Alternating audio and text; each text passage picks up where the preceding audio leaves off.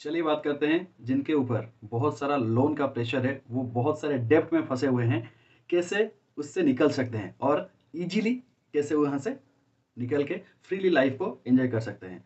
पहले तो आपको ये पता करना पड़ेगा कि जो जो लोन आपके पास में है, आपका जो भी लोन है, उसको 3 पार्ट में आपको डिवाइड करना पड़ेगा। एक है हाई इंटरेस्ट लोन और एक है लो इंटरेस्ट लोन और तीसरा जो है नो इंटरेस्ट लोन।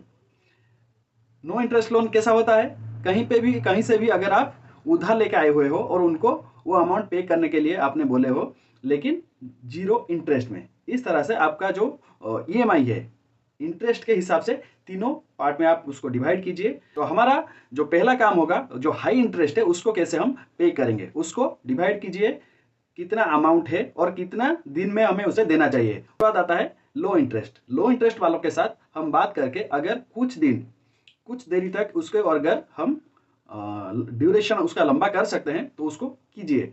और लास्ट जो है नो इंटरेस्ट, उनके साथ बात कीजिए कि इस तरह सा प्रॉब्लम है तो उनको धीरे धीरे करके जितना आपके पास हो सकता है धीरे धीरे करके दे के चलिए। इस काम करके आप इस तरह से लोन में आप डूब चुके हो, उसी काम करके आप लोन से नहीं निकल पाएंगे।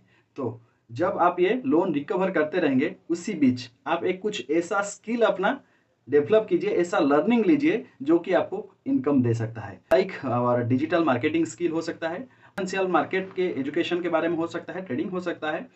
और इस तरह से आप लोन को भी क्लियर कर सकते हो और एक दूसरा बिजनेस भी खड़ा कर सकते हो। इस तरह का जानकारी पाने के लिए आप हमें लाइक कीजिए, शेयर कीजिए, सब्सक्राइब कीजिए।